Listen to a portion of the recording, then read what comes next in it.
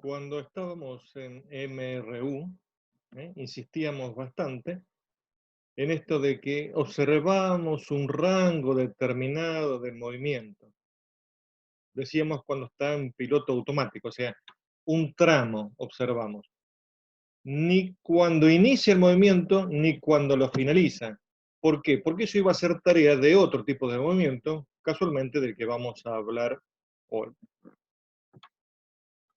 Vamos a hablar de este nuevo movimiento a partir del estudio de dos casos. Uno sería un automóvil que está detenido en una esquina con semáforo en rojo, esperando que la luz verde le dé el paso e inicia el movimiento.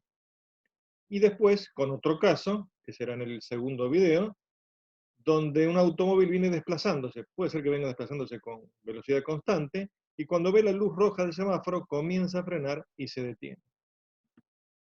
Previamente entonces vamos a definir este nuevo movimiento. ¿Cómo lo definimos?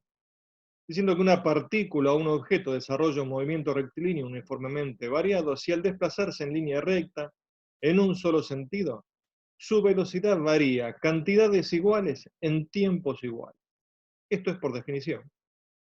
Estamos definiendo el MRV sin incorporar todavía el concepto de aceleración, que sí lo podemos incorporar más adelante.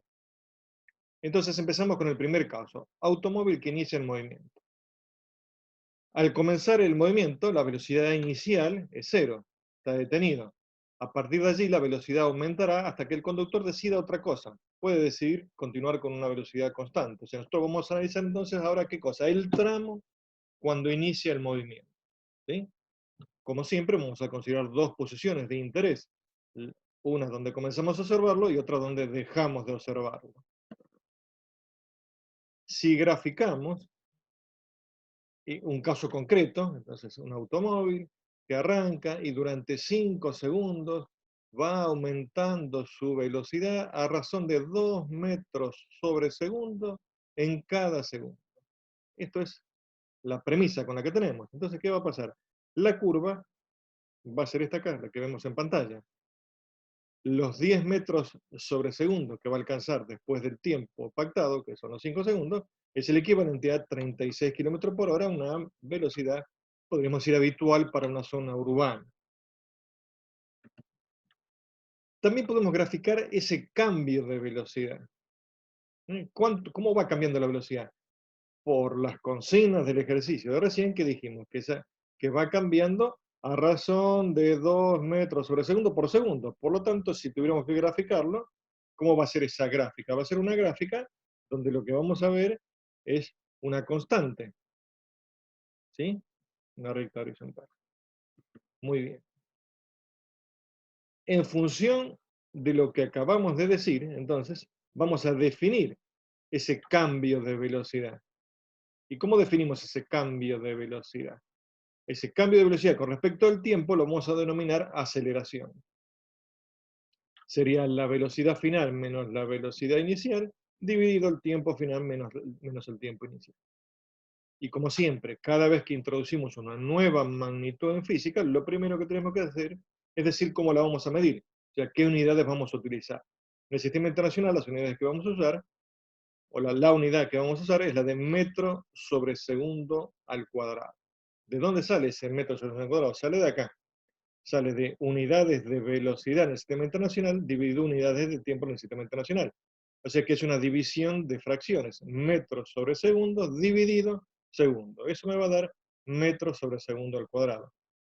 Por favor, no tenemos que tener dudas con esto, cualquier cosa revisamos la división de fracción. Bien. Ya entonces, por definición, la primera conclusión que tenemos es que en el MRV la aceleración va a ser constante.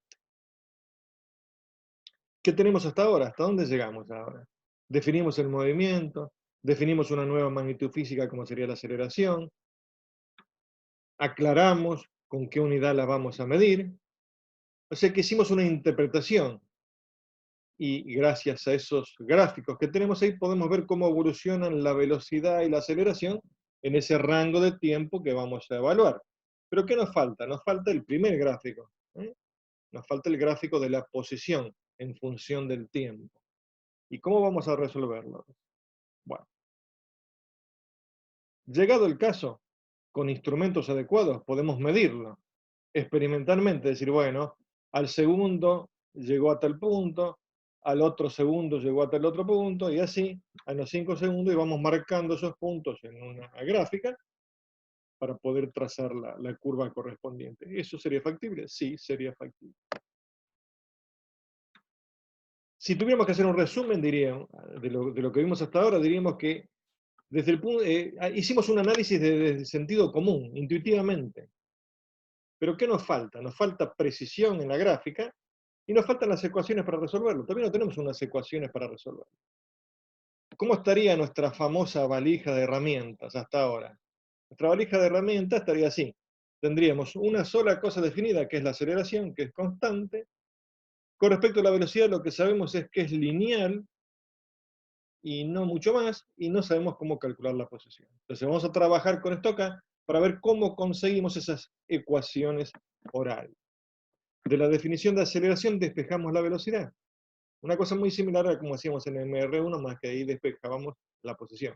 Bien, despejamos, pueden hacer pausa y mirar con un poquito más de detenimiento esto acá, pero bueno, ya despejamos. Entonces ya tenemos dos ecuaciones. Estamos yendo en la valija de abajo hacia arriba. Aceleración constante. En el medio tenemos la velocidad con la expresión que tenemos acá en la pantalla. Nos faltaría una.